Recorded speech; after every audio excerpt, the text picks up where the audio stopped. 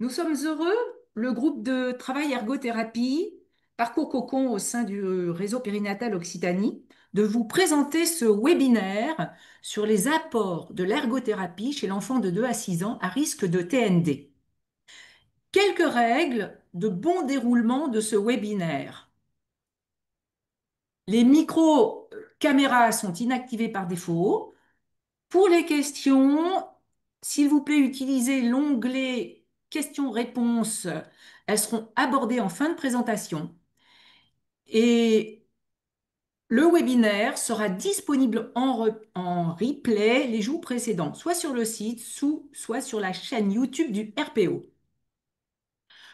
Le groupe de travail est composé de Florie Tournier-Bordron et Laure Verschin-Dessap, tous deux ergothérapeutes qui interviendront, ainsi que le docteur Christophe Savagnier, médecin référent au RPO, et moi-même, Evelyne Mazurier.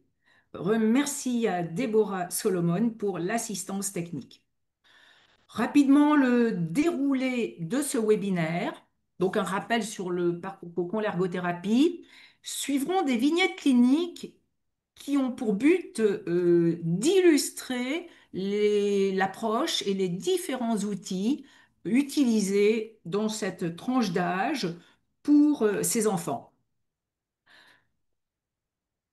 Comme vous le savez, le parcours Cocon offre à ces enfants à risque de troubles du neurodéveloppement et leurs familles un suivi médical renforcé, une coordination des soins, soins qui sont précoces, transdisciplinaires, coordination par le médecin référent du parcours.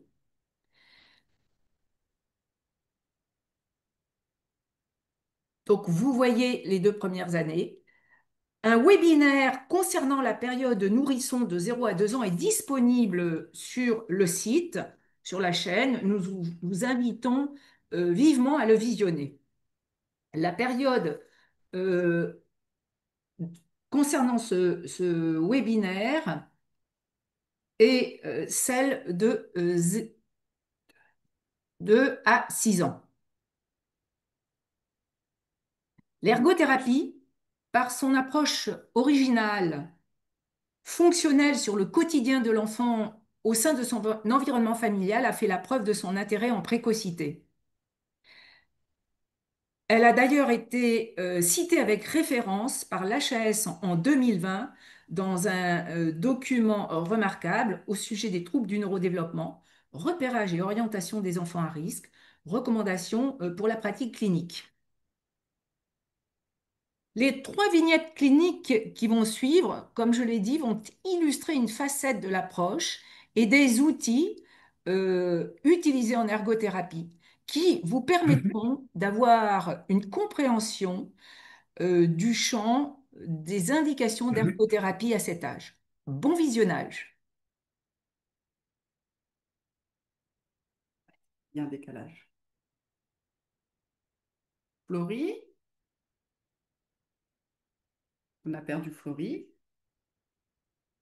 Florie, c'est à toi. Oui, pardon, j'avais pas débloqué mon micro. Bonjour. Il y a un petit décalage. Donc, je suis Florie Tournier, ergothérapeute, et je vais vous présenter donc cette première vignette qui concerne un petit garçon, G, qui a 2 ans et 2 mois et qui est venu consulter en ergothérapie dans le cadre d'une asymétrie, d'un défaut de coordination, qui a un impact fort dans toutes les activités de la vie quotidienne. Ce petit garçon, il est né prématurément à 34 semaines d'aménorrhée. Et en fait, cette asymétrie, elle a été remarquée un peu tardivement, euh, plutôt par ses parents qui s'inquiétaient de voir un membre supérieur droit en retrait aux alentours des 12 mois de vie. Et du coup, le temps d'alerter le pédiatre, d'avoir un rendez-vous auprès d'un neuropédiatre et d'avoir un rendez-vous IRM, il y a eu un diagnostic d'hémiparésie qui a été mis en avant à 23 mois avec un suivi très rapide en kinésithérapie qui a orienté et en tout cas conseillé de l'ergothérapie 2 mois plus tard. Donc nous, on est arrivé 2 mois après la kiné. Au niveau de son environnement, c'est un petit garçon qui évolue dans une famille recomposée. Il a une grande sœur qui le stimule très fort. Il a aussi 2 grands frères issus de l'union, d'une première union de son papa.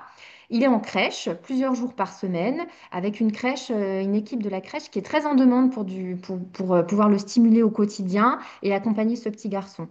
Il évolue aussi quand même dans un environnement avec des parents qui sont stressés par le fait qu'il y a eu cette asymétrie qui est arrivée enfin, qui a été mis en avant tardivement, et parce qu'ils voient bien, ces parents, que ce petit garçon, il est très gêné dans les activités de la vie quotidienne et que du coup, ça a un impact sur son développement. Ils ont vraiment conscience de ça, dans les jeux principalement, mais aussi pendant le temps de repas et l'habillage, avec une lenteur et une maladresse. Par ailleurs, s'ajoute à ça un dégoût pour toutes les textures qui sont un peu salissantes, collantes, voilà. Avec des difficultés aussi qui commencent à apparaître au niveau de l'alimentation. On peut passer, voilà. Donc, au niveau de l'évaluation en ergothérapie, on a fait un bilan assez poussé par rapport à l'autonomie de ce petit garçon. Donc, effectivement, ce membre supérieur droit, il est très en retrait et donc, du coup, il va impacter toutes les activités de la vie quotidienne. Donc, au moment du repas, il n'y a pas vraiment de manipulation d'outils et on ne se rend pas compte, mais en fait, il y a beaucoup d'activités où on va devoir être à deux mains sur le temps du repas, comme tenir son yaourt, déchirer un morceau de pain, mettre sa serviette, etc.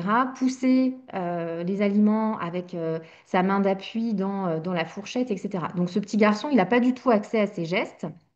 Au niveau de l'habillage, il va être aussi pénalisé. Il a envie, il essaye, mais du coup, il a cette main en retrait qu'il n'utilise pas du tout. Et donc, du coup, il est très lent, très maladroit du fait de ce du retrait de sa main. On voit qu'au niveau de l'hygiène corporelle, il y a également des difficultés pour se laver, pour participer, etc. Au niveau des compétences motrices, on va repérer qu'il y a une légère spasticité qui est pas trop pénalisante, mais qui est quand même présente, avec surtout un pouce adductus, donc c'est un pouce qui est rentré en dedans de la main, et une ouverture active qui est très faible et pas du tout stimulée. Il a une préhension qui est plutôt en râteau, avec pour le moment aucune préhension fine possible. Il n'a aucune coordination bilatérale, vraiment ce membre supérieur droit, il est complètement laissé en retrait, il n'est jamais utilisé, parfois sur des temps d'appui, quand il y a une sollicitation au niveau de la motricité globale, mais ça reste un appui qui est assez instable et qui est encore peu efficace. Enfin, au niveau sensoriel, on voit qu'il y a une hyperréactivité tactile qui va le gêner assez fortement dans tout ce qui est justement par rapport aux textures qui sont salissantes, collantes, mouillées, etc. Du coup, concernant les objectifs, ils sont vraiment ciblés avec la famille. Une fois qu'on a bien fait le point sur toutes les problématiques rencontrées au quotidien, on va essayer de mettre en avant des objectifs qui sont très précis pour pouvoir justement que ce soit des défis qui soient relevables et qu'on va pouvoir, des objectifs qui vont pouvoir être validés. Donc pour ce petit garçon, il y a plusieurs objectifs qui sont ressortis. Les quatre premiers, c'était déjà être en capacité de tenir son pot de yaourt avec sa main droite à table. Dans ces jeux, c'était de jouer à Quistodingo, donc c'est le petit jeu là qui est à côté avec le cochon, en utilisant également sa main droite. C'est un jeu qu'il faisait régulièrement avec sa grande sœur, et de pouvoir faire des pâtés de sable à la plage. Au niveau de l'habillage, on avait comme objectif d'être en capacité de remonter son slip et son pantalon. Voilà. Donc, au niveau de l'intervention, le point principal, c'est d'avoir des parents partenaires, parce qu'en fait, on ne peut pas travailler sans eux. Donc, les parents sont vraiment les experts de l'enfant, c'est eux qui connaissent G le mieux. Et nous, on arrive simplement avec des connaissances qu'on va mettre à disposition des parents. Le but, c'est de mettre un peu c'est ce qu'on appelle, nous, un home programme, c'est-à-dire qu'on va... L'objectif, c'est pas de mettre en place des exercices quotidiens avec les parents où ils vont essayer de faire des exercices d'ergo à la maison, mais c'est plutôt qu'ils continuent de jouer avec leur enfant, qu'ils continuent de le stimuler, mais tout en ayant les connaissances qui leur permettent alors d'adapter la tâche et donc de stimuler efficacement le membre supérieur droit, pardon, qui est en retrait. On va évidemment, du coup, on a eu un gros travail entre partenaires, donc avec la kiné bien sûr, mais aussi la crèche avec qui j'ai été en contact régulièrement, puis après quand il est rentré à l'école avec son enseignante. Et enfin, on a visé principalement des activités bimanuelles de façon intensive en ajoutant le mot ludique, parce qu'évidemment, à 2 ans et quelques mois, et même 3 ans, si on ne joue pas, eh ben, ça va être compliqué de solliciter ce membre supérieur droit. On a également utilisé la contrainte induite qui est recommandée par la HAS et qui a permis justement de réintégrer un peu ce membre supérieur droit dans le quotidien et de le réintégrer dans des activités de la vie quotidienne. Et on a évidemment, on a aussi travaillé avec des stimulations sensorielles diverses qui ont permis une meilleure intégration des stimulations sensorielles et donc de pouvoir accéder à des textures différentes. On a quelques photos et vidéos à vous présenter. Donc là, sur cette photo, sur ces deux photos, on voit que bah, du coup, avec la photo qui est la plus à gauche, on travaille avec des billes d'eau. C'est des petites billes qui gonflent au contact de l'eau. Donc c'est une texture qui est assez mouillée, glissante et un petit peu gluante même parfois. On voit qu'il y a une belle ouverture pour tenir ce petit crocodile en plastique. Et G est en train de lui donner à manger. Donc ça demande aussi une coordination bilatérale avec une bonne stabilité du tronc. On ne le voit pas très bien, mais il est positionné en genou, assis genou et genou dressé. Il y a un bac profond qui lui demande du coup de se mettre à genoux devant le bac et d'aller plonger sa main dans le bac de billes. Sur la photo d'à côté, donc c'est des fruits à découper qui demandent là aussi une coordination bimanuelle importante. Alors on voit que l'ouverture du pouce, elle est un peu moins bonne sur la photo, mais voilà, c'est quelque chose qui a été travaillé. Ce type d'exercice, on en a eu de multiples et ils permettent justement d'essayer d'atteindre l'objectif d'attraper les pions euh, du jeu de société dont j'ai perdu le nom et de tenir le pot de yaourt à table. Ici, donc là, on ne voit pas très bien, mais on est en contrainte induite. Il a le membre supérieur gauche qui est coincé qui est dans son pull et on travaille avec des macaronis. Donc là, le but de l'exercice, c'est d'aller mettre les macaronis dans le seau qui est en face et d'obtenir cette extension de bras, de poignets, de coudes, de poignets et de doigts maximale avec une ouverture active du pouce et de la main et d'avoir un relâchement contrôlé. Les macaronis, c'est très intéressant parce qu'au niveau de la texture, il faut avoir un bon retour proprioceptif pour les gérer. Ça pique et en fait, comme ça part dans tous les sens, ça demande d'avoir une bonne discrimination pour savoir ce qu'on a dans la main et comment on le gère.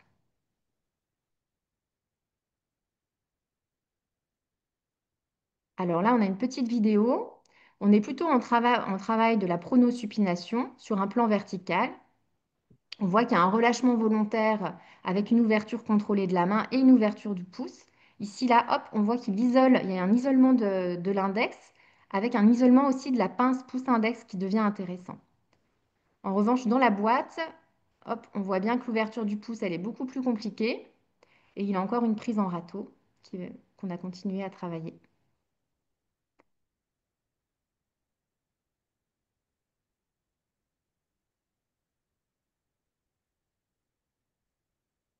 Donc ce petit garçon, on a eu, au bout d'un an de suivi, on a eu une bien meilleure intégration du membre supérieur droit dans les activités de la vie quotidienne, avec une main qui restait quand même en retrait en fin de journée, avec l'apparition des signes de fatigue.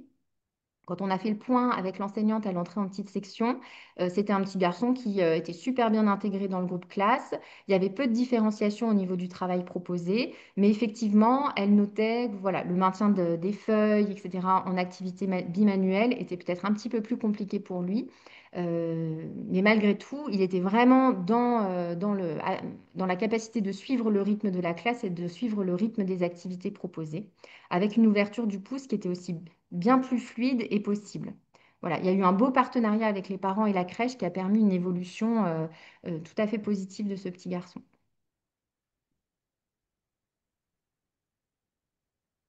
Alors ensuite, on passe à K qui a 3 ans et 5 mois. Il arrive en ergothérapie à 3 ans, 5 mois. Il a un retard de développement global avec une inquiétude de la famille sur les apprentissages plutôt scolaires, mais quand même des difficultés dans les apprentissages quotidiens également.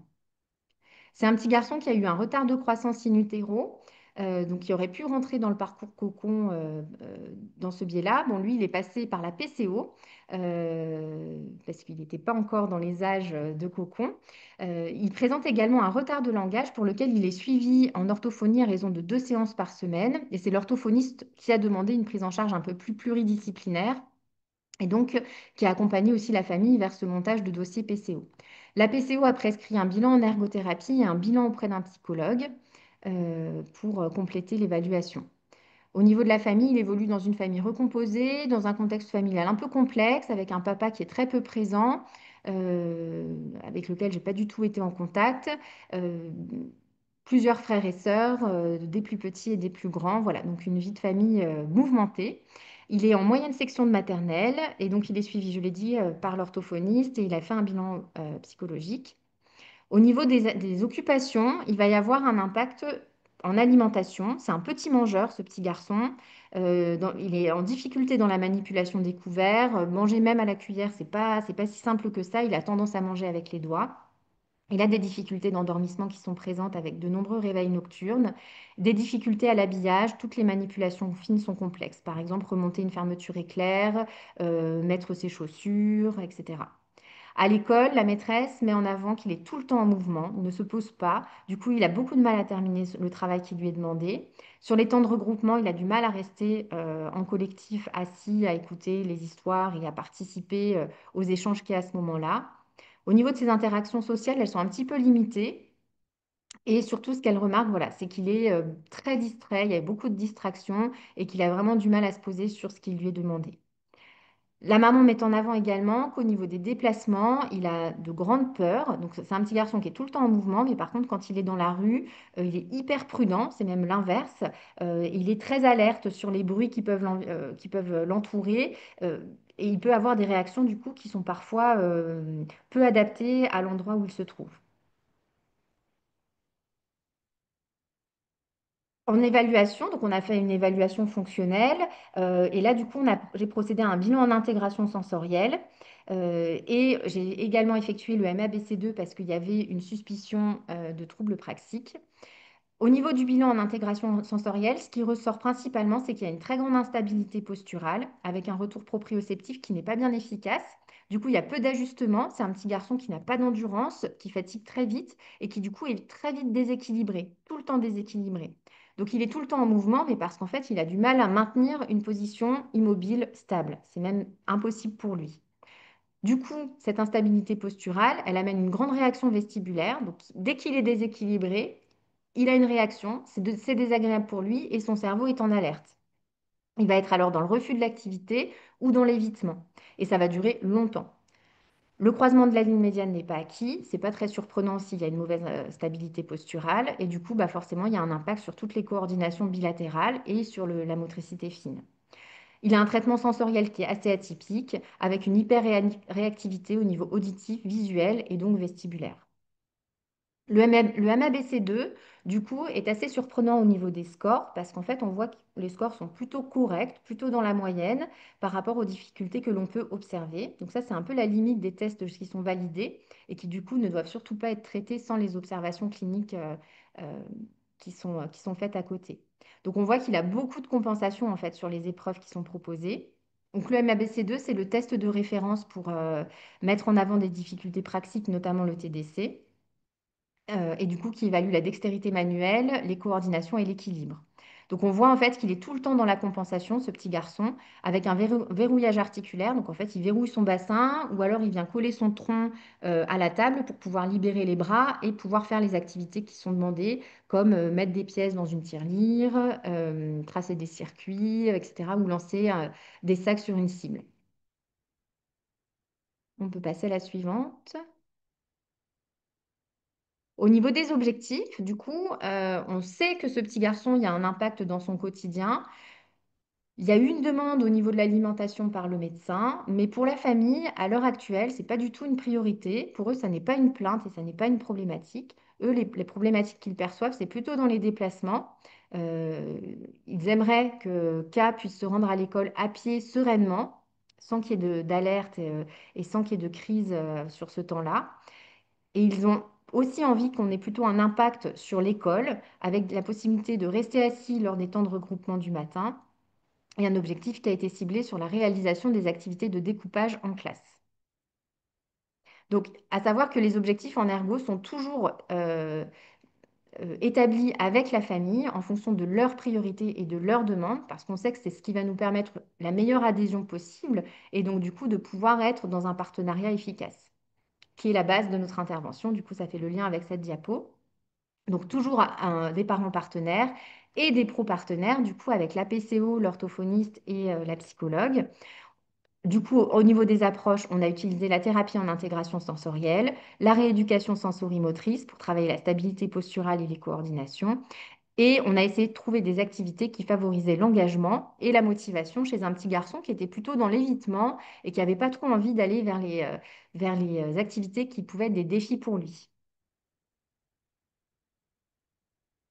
Alors là, ici, on vous a mis la pyramide des apprentissages. C'est vraiment la base pour nous en intégration sensorielle. C'est la pyramide de William et Schellenberger. Elle montre en fait, c'est vraiment le raisonnement clinique qu'on peut avoir quand on travaille en thérapie en intégration sensorielle. On part du principe que, bon, effectivement, il y a le système nerveux central qui vient donner les ordres pour tout, mais qu'en deuxième, les socles en fait et dans la construction de la motricité et de la construction du développement de l'enfant, les systèmes sensoriels apparaissent juste derrière. Ils vont vraiment être des prérequis pour pouvoir avoir un bon développement sensorimoteur, perceptivomoteur, puis après d'accéder à la cognition et aux apprentissages. Donc c'est vraiment la base de tout. Et ça, le bon fonctionnement des systèmes sensoriels, ça va être la capacité de percevoir les stimulations sensorielles, de les traiter pour avoir une réaction derrière qui est adaptée. On voit chez ce petit cas qu'effectivement, il est en alerte au niveau des bruits, donc ça veut dire qu'il perçoit sans doute pas très bien. Soit il perçoit trop fort, il a du mal à discriminer, soit il a aussi du mal peut-être à traiter cette information et donc à moduler sa réaction pour qu'elle soit adaptée à son environnement. Et donc ça a un impact sur les activités de sa vie quotidienne, le haut de la pyramide. Alors, au niveau des vidéos, donc là, hop, on est sur une balançoire qu'il a choisie. Alors, c'est la plus instable, je pense, qu'on peut avoir au cabinet. Elle est fixée sur un seul point qui permet une rotation complète de la balançoire. Donc là, l'idée, c'est vraiment de ne pas obtenir de réaction de déséquilibre trop forte. Donc, je la stabilise avec mes genoux. Et on va travailler sur cette balançoire, bah, tout ce qui est tonus postural, stabilité posturale. Ça va être ludique parce que c'est lui qui l'a choisi.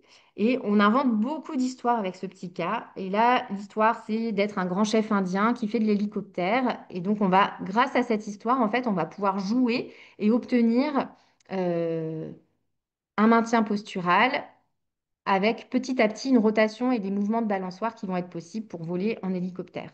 C'est le plaisir en fait en intégration sensorielle, c'est le fait que l'enfant prend du plaisir et dans le jeu qui va nous permettre d'aller dans les limites que d'habitude il n'a pas envie de, là où d'habitude il n'a pas envie d'aller vers un juste défi qui nous permet vraiment petit à petit de pousser l'enfant dans, dans sa progression et de lui permettre d'accéder à des choses qu'il ne faisait pas du tout.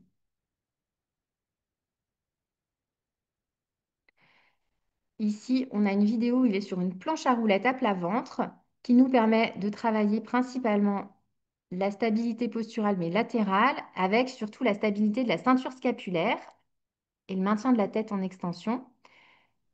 Donc là, pareil, c'est toujours un petit jeu où on raconte une histoire qui lui permet de faire ses allers-retours. Alors on voit là qu'il n'arrive pas trop à avoir l'alternance de bras que j'aimerais qu'il ait au niveau du membre sup gauche et du membre sup droit. Et très rapidement, on voit qu'il prend une posture en hyperextension, qui n'est pas vraiment ce que je souhaiterais non plus, parce que je voudrais stabiliser la ceinture scapulaire sans cette hyperextension. Du coup, ce qu'on a fait après, c'est que j'ai adapté le module en surélevant un petit peu le coussin pour qu'il soit mieux en appui sur ses bras et que l'hyperextension soit moins sollicitée. Donc là, ces deux exercices, ça va vraiment venir travailler, un, la réaction d'équilibre, deux, la stabilité posturale. Et donc, on va pouvoir avoir un impact sur justement la station assise et le fait qu'il est moins dans le mouvement. Euh, hop, voilà. Donc, ça fait pas très longtemps qu'il est suivi, ce petit cas. On a déjà un impact positif en classe avec la maîtresse qui a relevé le fait qu'effectivement, il arrivait un peu plus à se poser. Alors, pas tant sur les temps de regroupement, parce que certainement les stimulations sensorielles sont encore trop importantes, mais plutôt sur les temps d'activité où il arrive à être un peu plus centré sur la tâche en cours quand il est à table dans un petit groupe.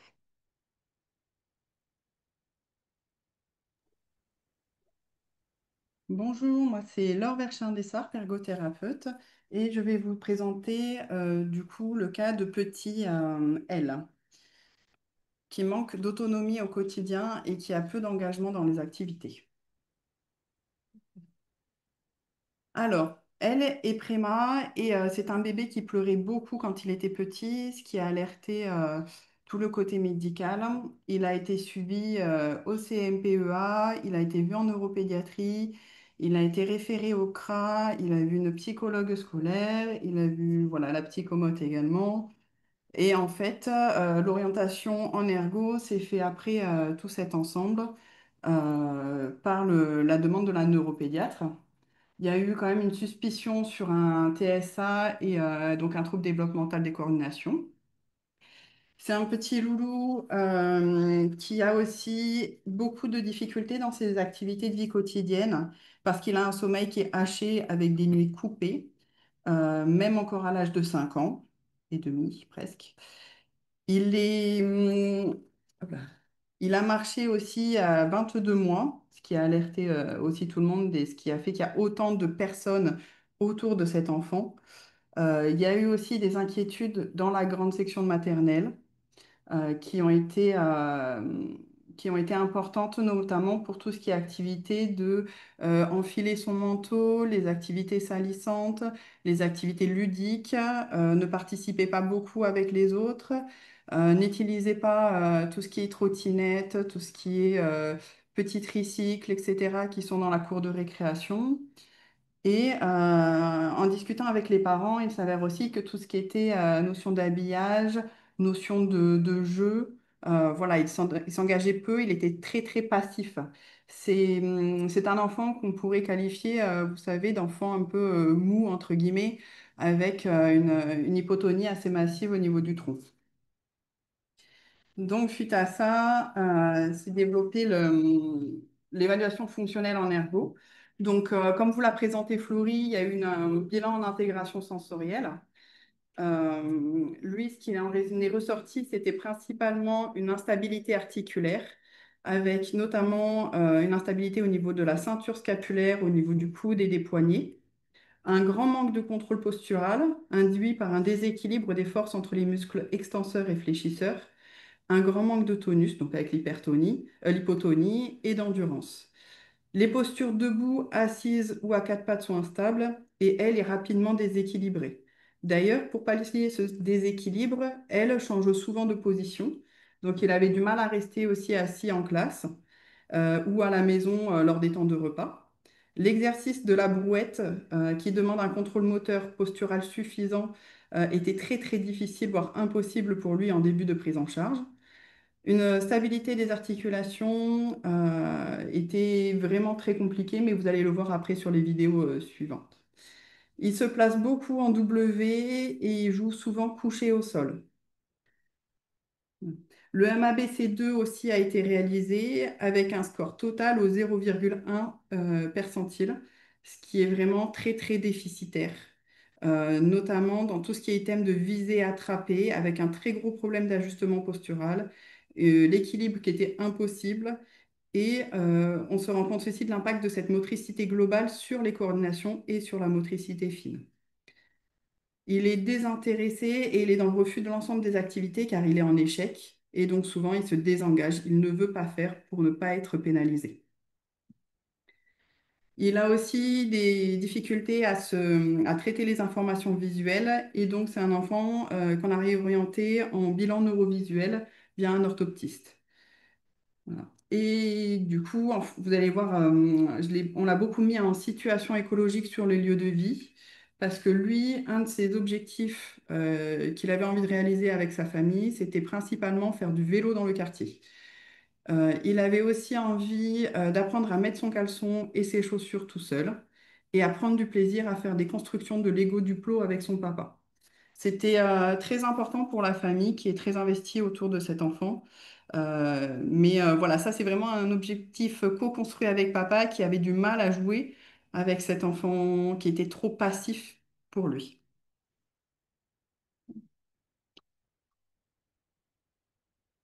Donc, comme on l'a déjà dit, les parents sont partenaires. Nous, on n'est pas là pour faire à la place du parent, mais vraiment qu'il sache que lui connaît au mieux son enfant et qu'il sache comment nous, on pourrait adapter pour que lui arrive à le faire également à la maison.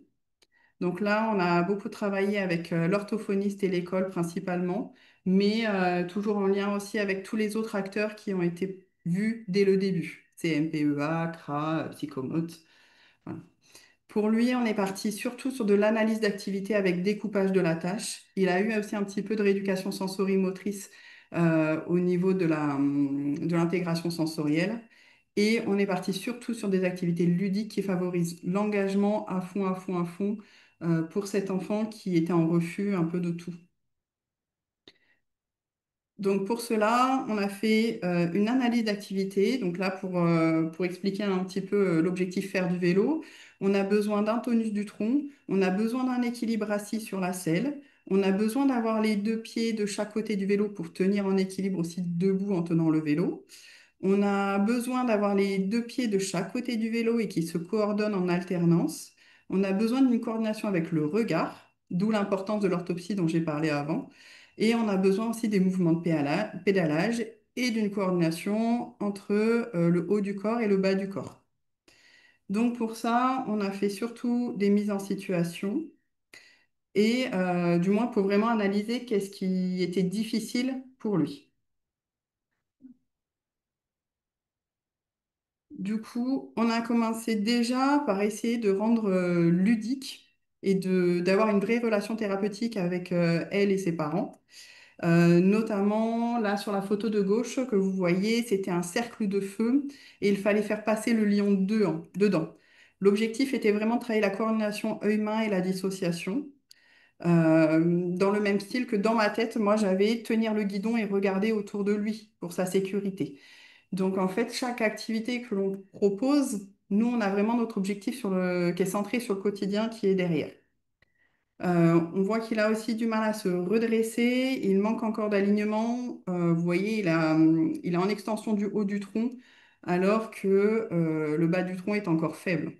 Pareil au niveau des deux membres supérieurs, bon là c'est une photo, il faut un peu l'envisager. Les deux bras n'étaient pas coordonnés ensemble au moment du lancer.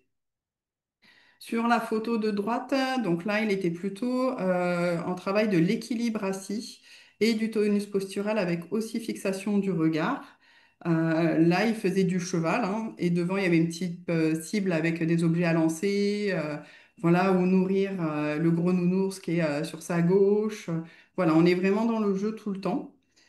Et ce qui a été intéressant pour cet enfant, c'est que là, on voit encore un peu son pied droit. Alors, je ne sais pas si on va vraiment le voir sur la vidéo, mais sur le pied droit, il touche encore le sol. Il a eu du mal à lâcher le sol. Ça a été quelque chose de très, très compliqué. Il perdait son équilibre très rapidement. Et on avait besoin de cet équilibre et de dissocier aussi le haut et le bas du corps en étant assis. Sur cette vidéo, hop là. Donc vous allez voir, c'était difficile pour lui d'aller sur la droite. C'est pas mal du tout. Et on faisait des petits mouvements avec les mains également, toujours dans cet objectif de coordination et de dissociation. Ah, pas passé. Ça y est. On avait aussi cette petite pédalette qui a permis d'initier des mouvements de pédalage. Alors là, vous allez me dire, ah, ça a l'air d'aller, c'est pas trop mal. Ici, à cet endroit-là, il y a une petite pente qui fait qu'il va avoir une perte d'équilibre un peu plus importante. Voilà. Toujours en étant ludique. Et donc là, il faut dire qu'on était presque à 1 an de suivi. C'est-à-dire que au tout début de la prise en charge, ça aurait été impossible pour elle de réaliser cet exercice-là. Ça aurait été beaucoup trop difficile si auparavant on n'avait pas travaillé aussi, j'en ai pas parlé, mais de la compréhension de l'exercice, puisqu'il était suivi aussi en orthophonie sur la compréhension du langage oral. Et, euh, et voilà. Et donc, après tout ça, on a reçu un petit message des parents. Elle a fait du vélo ce week-end.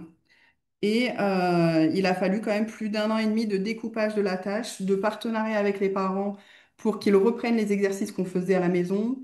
Cette petite pédalette a été prêtée durant la semaine pour que les parents puissent en refaire avec.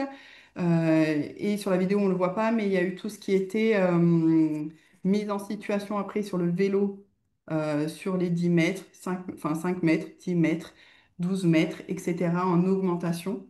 Et il y a eu aussi une mise en situation vraiment autour de son quartier pour que cet enfant puisse vraiment faire attention à sa sécurité, enfiler son casque, faire attention aux dangers de la route, comment réagir s'il y a un feu rouge, s'il n'y a pas de feu rouge, etc. Voilà. Mais il a fallu plus un an et demi de rééducation pour qu'il parvienne à avoir cet objectif. À toi, Christophe. Bonjour, Christophe Savanier, pédiatre. Donc, pour la suite, nous vous présentons des exemples d'indications et de prescriptions d'ergothérapie, toujours chez des enfants de 2 à 6 ans, donc sous forme de quiz. Donc, quiz, bien sûr, vous savez que ça veut dire jeu de questions-réponses. Un petit rappel pour vous dire tout ce qui a déjà été dit depuis le début du webinaire sur les indications de l'ergothérapie pour un enfant de 2 à 6 ans. Donc, soit une préoccupation parentale ou une faible participation aux activités quotidiennes, ou un enfant qui présente des difficultés d'alimentation ou des difficultés de régulation, ou une désorganisation posturale ou motrice, ou des difficultés de graphisme. Diapo suivante. Donc, pour ce premier quiz, nous vous présentons Sophie qui a 2 ans, qui présente des antécédents de prématurité modérée, qui n'utilise pas ses couverts, qui refuse les morceaux, qui mange très lentement et qui est déjà prise en soins en orthophonie. Les parents sont très inquiets. Suivant. Donc, est-ce que cet enfant a besoin d'ergothérapie? La réponse est oui. Et je laisse parler Laure ou Oui. Florie. Parce qu'effectivement, c'est une enfant où on pourrait avoir des hypothèses de difficultés sensorielles intrabuccales, mais pas que. C'est-à-dire que souvent l'alimentation est une porte d'entrée à ce qu'on observe des difficultés sensorielles plus impactantes dans le quotidien avec des parents qui suradaptent. Donc ça, une évaluation en intégration sensorielle pourrait être très bien pour cette petite. Il y a aussi peut-être une instabilité posturale, peut-être des difficultés de motricité fine, de coordination.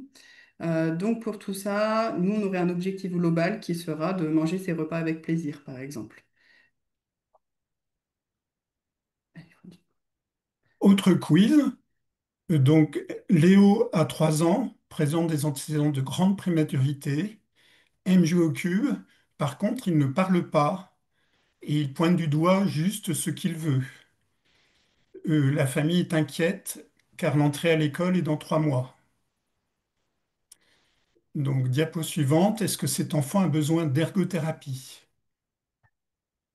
Euh, voilà, la réponse est Oui. non. Je vous laisse suivre. Parce que, en priorité, s'il n'y a pas déjà, et ce serait dommage qu'il n'y ait pas déjà, malheureusement, il faudrait une rééducation en orthophonie, ça c'est sûr. Par contre, il faudrait avoir une vigilance pour le futur, notamment s'il y a un vrai trouble de la communication qui est installé, un enfant qui reste non oralisant, avec la mise en place d'un outil de communication alternative, ça peut être un très bon binôme ortho-ergo qui peut se mettre en place. Il faut aussi faire attention aux différents contextes, notamment le lien avec l'école. Là, il y a une inquiétude sur l'école, mais ce serait intéressant d'observer s'il n'y a pas d'évolution après des mois d'orthophoniste, de voir s'il n'y a pas des adaptations qu'on pourrait mettre spécifiques à l'école et observer aussi s'il n'y a pas une émergence de difficultés fonctionnelles. Quiz suivant, Hugo qui a 4 ans, qui présente des antécédents d'accident vasculaire cérébral intra-utéraux et qui présente à 4 ans des difficultés pour s'habiller, pour mettre son slip, pantalon, chaussettes, les boutons du poncho. Il est actuellement pris en soins en kinésithérapie et en psychomotricité. Les parents sont demandeurs. Diapo suivante, a-t-il besoin d'ergothérapie? 5 secondes pour réfléchir, la réponse est oui. Ça correspond un petit peu au cas de petit G qu'on a parlé tout à l'heure. Effectivement, l'ergothérapie est recommandée hein, pour tout ce qui est HAS. Et il y aurait besoin d'analyse d'activité, de voir si il faut mettre du bimanuel intensif ou de la contrainte induite. Et surtout, ce qu'on recherche aussi, c'est le transfert dans le quotidien, dans les différents contextes. Et notre objectif global serait, Hugo parviendra à s'habiller aussi facilement qu'un enfant de son âge. Et on va se poser aussi la question, notamment par rapport aux recommandations HAS, du pluriprofessionnel, même du transdisciplinaire et de la mise en place de stages intensifs pour cet enfant. Dernier quiz, donc une petite Emma, 5 ans, qui présente aussi des antécédents de grande prématurité, avec un bon stade, un stade de développement moteur correct. Par contre, cet enfant refuse de faire des jeux de construction, utilise peu les outils de dessin, de découpage, de traçage. L'équipe enseignante interpelle les parents. Donc, diapo suivante, a-t-elle besoin d'ergothérapie? Et la réponse est oui. Oui, pourquoi? Parce elle pourrait cocher les critères qu'on a vus justement sur la l'HAS de troubles du neurodéveloppement. Elle pourrait présenter des difficultés visuelles, motrices, un trouble des coordinations. Est-ce que l'environnement de la classe serait pas saturé visuellement? Donc il y aurait aussi cet impact sensoriel à évaluer. Et donc, Emma arrivera à colorier sans le dépasser, tout en trouvant cette activité agréable pourrait être un objectif. Et il se poserait la question pour cette petite de l'orthopsie, mais également d'une prise en soin précoce. Voilà, parce qu'elle a quand même eu une grande prématurité. Et pour elle, par exemple, le parcours cocon aurait pu être bénéfique avant qu'elle soit dans le refus des activités et avant que l'équipe enseignante ne s'inquiète. Florie, à toi. Voilà, donc quand passer à l'ergothérapie, bon, je ne vais pas répéter ce que Christophe a dit tout à l'heure, mais effectivement, dès qu'il y a un déficit qui est déjà repéré ou un bébé vulnérable, on peut se poser la question de l'enjeu que ça pourra avoir dans son développement, de son autonomie plus tard, et de l'intérêt d'être en travail en prévention. Et effectivement, les préoccupations parentales sont vraiment au devant de la scène. On avait fait créer une plaquette pour expliquer un petit peu justement que pouvait faire, que pouvait apporter l'accompagnement en ergothérapie auprès des jeunes enfants vulnérables. Donc, si vous le souhaitez, vous pouvez la récupérer, je pense, sur le site du RPO. Elle est disponible et elle peut être diffusée. Et sinon, je pense que ce qu'il faut retenir, c'est que les objectifs en ergothérapie sont vraiment ciblés avec les familles sur les problématiques qui sont rencontrées dans leur quotidien. Donc, les objectifs en ergo doivent répondre vraiment aux besoins des familles, dans l'idée d'être vraiment avec un partenariat parental engagé et qu'on puisse vraiment travailler étroitement en lien avec toutes les personnes qui gravitent autour de cet enfant. Alors c'est vrai que quand on voit ce webinaire, on peut se dire peut-être que les ergots sont un peu touche à tout et peuvent être partout, mais effectivement, on se base sur la science de l'occupation et donc on prend en compte l'autonomie de l'enfant dans son quotidien et qui dit autonomie, bah, dit beaucoup de compétences et donc effectivement, dès qu'il y a un déficit, ça peut toucher l'autonomie et donc potentiellement, il peut y avoir de l'ergothérapie qui est conseillée, mais il faut tenir compte voilà, des préoccupations des parents et de ce qui est prioritaire pour eux, parce qu'on ne peut pas non plus tout mettre en place, même si on sait que le pluriprofessionnel est vraiment super intéressant pour ces enfants.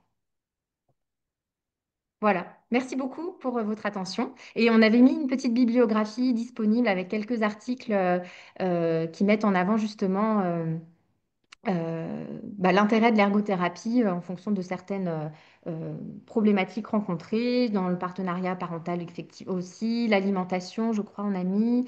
euh, voilà, qui est disponible avec le PowerPoint. Merci beaucoup.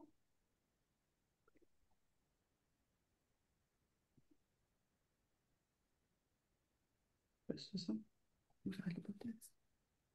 Alors, on a juste une question, mais après peut-être que vous avez répondu avec vos exemples. Il y a quelqu'un qui a demandé quand privilégier l'ergothérapeute et après elle a marqué une barre psychomotricien. Donc peut-être quand de privilégier l'ergothérapeute plutôt que le psychomotricien. Bah, moi, j'ai envie de répondre pourquoi privilégier l'un ou l'autre. En fait, on nous met souvent sur la même ligne et je trouve ça dommage parce que je pense qu'on est complémentaires. Et du coup, bah, effectivement, peut-être que c'est une psychomotricienne ou un psychomotricien qui a posé cette question. Mais en fait, moi, je pose la question de pourquoi l'un ou l'autre. Enfin, j'ai des bébés cocons et on est psychomote et ergo. Et c'est super intéressant parce que oui, on a des champs de compétences en commun, comme on en a avec chacune et chacun avec les kinésithérapeutes également. Mais on a un regard différent sur l'enfant, une analyse aussi de la situation problématique qui est différente en fonction de nos études et de notre capacité, enfin, de notre raisonnement professionnel.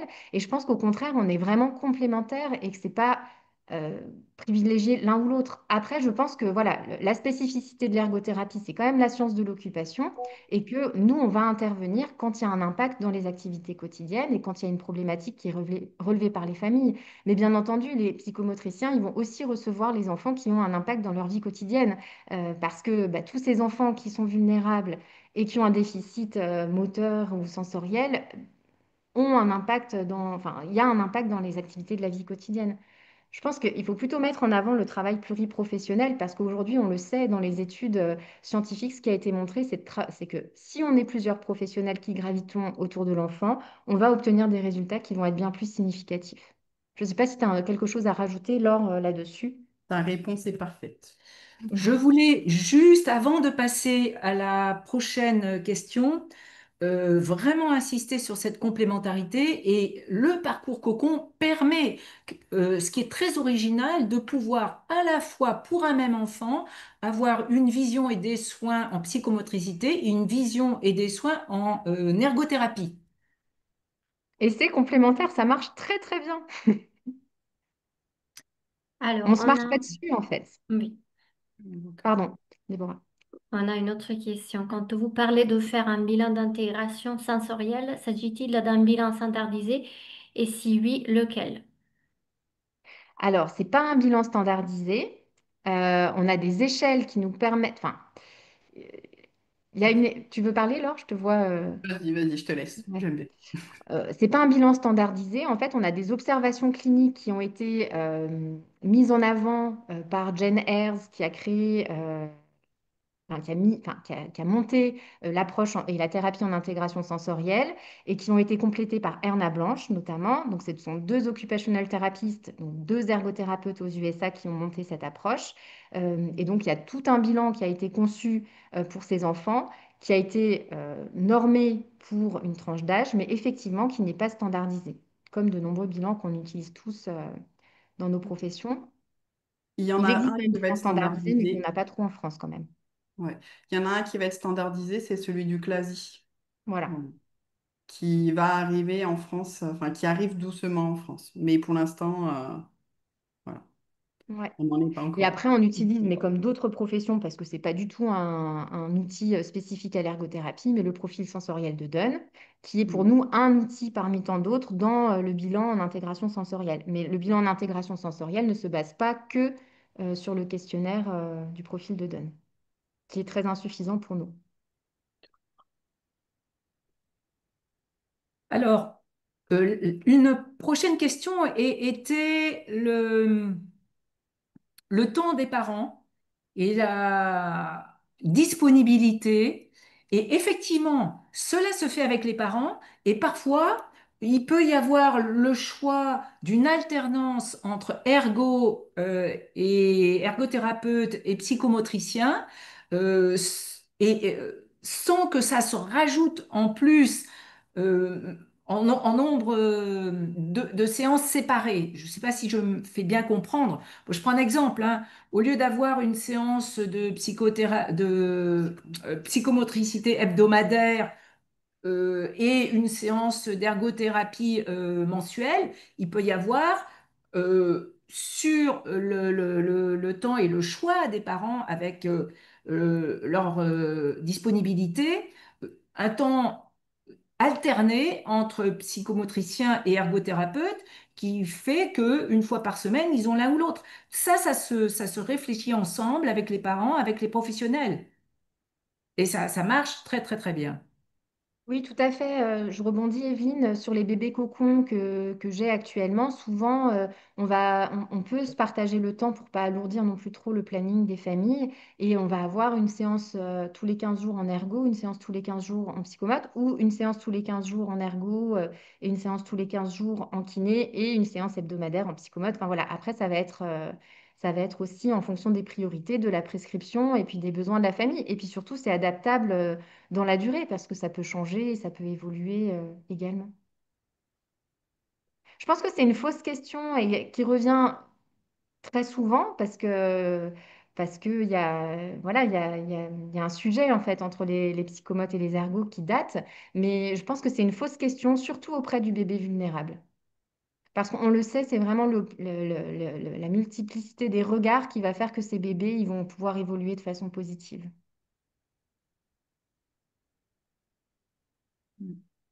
Une autre question. Donc, je travaille dans un CESAD et pour des raisons de conventionnement, on est limité à 2 ou 3 rééducations prises en charge. C'est pour cela qu'on doit souvent choisir entre Oui. psychomote et Eh ergo. oui. Quelle différence dans vos pratiques? Comment identifier quel accompagnement privilégier? Ah, très Je pense que là, compliqué. l'impact du Compliqué. quotidien. En CESAD, c'est déjà les plus grands. Mm. Plus grand, si on arrive à identifier déjà des activités de vie quotidienne qui sont impactées, un bilan en ergo peut être super intéressant. Parce que souvent, ils vont dire, moi, je sais pas, j'arrive pas à écrire, ou je j'arrive pas à tenir assis en classe, ou le CESAD a quand même alors moi, je trouve, mais je parle des CESAD autour de moi, sont plus centrés quand même sur le scolaire. C'est vrai que c'est difficile de choisir entre les deux parce que moi j'ai envie de dire que l'enfant a besoin des deux et que prioriser c'est très compliqué. Pourquoi pas un bilan des deux et ensuite croiser les regards et qu'avec ce croisement des regards, il y ait aussi un peu une transdisciplinarité qui peut se mettre en place. Voilà, et même s'il n'y a qu'une seule séance d'ergo par mois, avec les parents partenaires, en fait, il y a beaucoup de choses qui se mettent en place à la maison. La rééducation, c'est pas une fois par semaine que c'est le plus efficace. Voilà, c'est tout le temps, à tout moment, au cours de la journée, directement à l'école, directement à la maison, et c'est ça dont les parents ont besoin aussi. C'est-à-dire que quand il y a un trouble du neurodéveloppement, quand il y a une hémiparésie, quand il y a encore d'autres pathologies, oui, mais c'est comment je fais moi avec mon enfant à la maison qui est intéressant à répondre quand nous, on est ergo. Enfin, du moins du côté ergo, c'est ce qui nous intéresse. Vraiment, c'est comment je fais moi avec mon enfant à la maison. Pardon.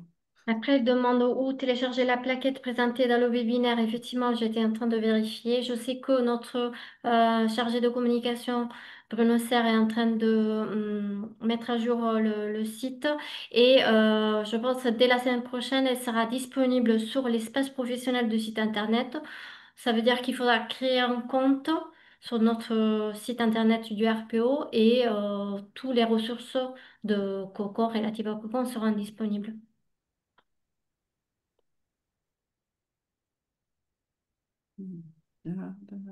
Je l'ai trouvé ici Oui, sur le RPO. voilà. Merci Déborah, oui, d'avoir répondu. Il y a une autre question. Avons-nous des questions auxquelles nous n'avons pas répondu? Ça, du coup,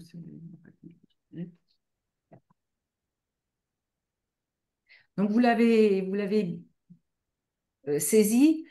Euh, c'est vraiment la complémentarité, les regards croisés, parce que finalement, l'enfant est au milieu des soins, et selon que on l'observe avec les lunettes de sa propre profession, on va en découvrir une version différente, mais l'enfant est beaucoup plus complexe que ça. D'où l'intérêt de croiser les regards et de travailler ensemble. Et les parents, quand ils peuvent relayer sur des activités ludiques à domicile et non pas, oh là là, ça y est, c'est l'heure, il faut que je fasse mes 3 minutes d'exercice, c'est beaucoup, beaucoup plus profiteur pour les parents et l'enfant. Et on en a de multiples exemples où les rééducateurs se cassent les dents parce qu'ils viennent toutes les semaines et rien ne progresse. À la maison, bah, les parents n'ont pas saisi le sens, ne se sentent pas partenaires et c'est là-dessus, vraiment là-dessus, qu'il est important de, de mettre l'accent.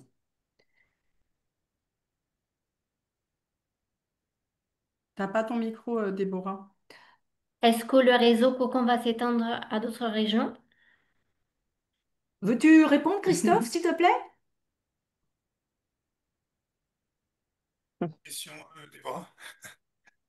La question. Oh, ben Caroline, Sinon, je Ah réponds oui. si vous voulez. Oui, Oui, Euh, merci. Bonjour, donc Caroline Delarue, je suis chef de projet sur le parcours Coco en Occitanie. Donc, comme vous le savez, l'expérimentation, elle est également déployée en Nouvelle-Aquitaine et en PACA. Concernant les autres régions, on espère, c'est l'objectif de l'expérimentation, on espère qu'elle pourra être déployée sur l'ensemble du territoire. Aujourd'hui, on ne peut pas vous le dire. La phase d'évaluation aura lieu entre 2026, en 2026 et 2027. Donc, normalement, au dernier trimestre 2027, on devrait avoir la réponse concernant la généralisation ou pas du parcours et son passage dans le droit commun au niveau national.